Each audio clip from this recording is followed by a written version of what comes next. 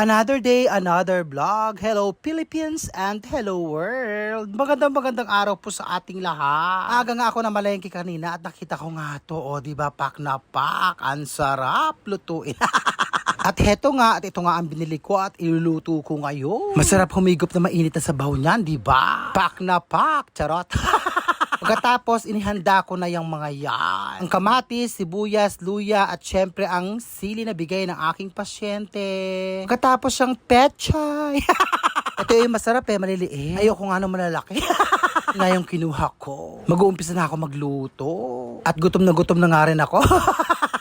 Pagkatapos, ilalagay ko na ang mga sangkap. Ulitin ko ulit para humaba ang vlog. Ang kamatis, sibuyas, at luya.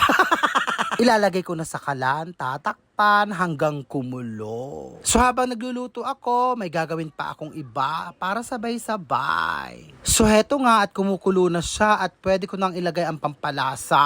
Tulad ng asin at nyetsin.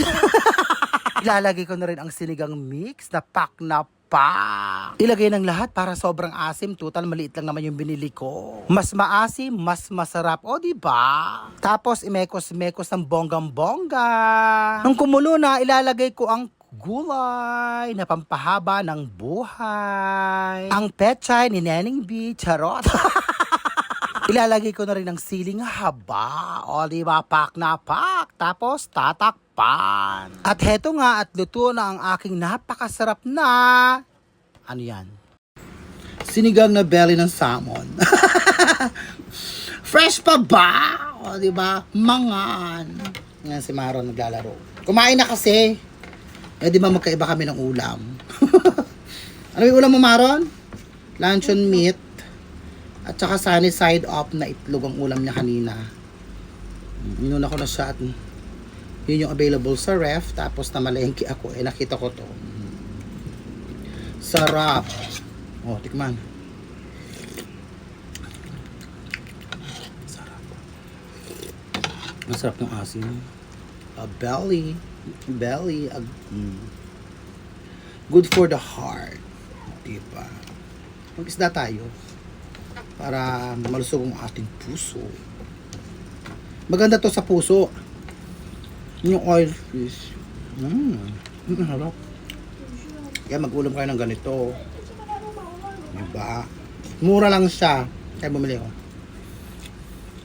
Halagang 100, napakadami. Pak na pak.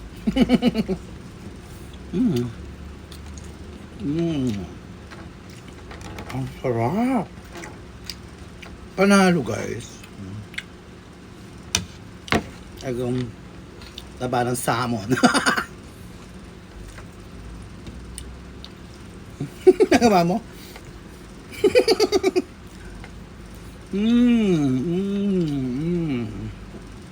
Nagimas.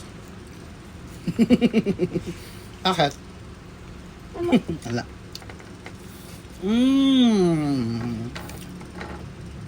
So hanggang dito na lang. I love you all and I thank you. Bye.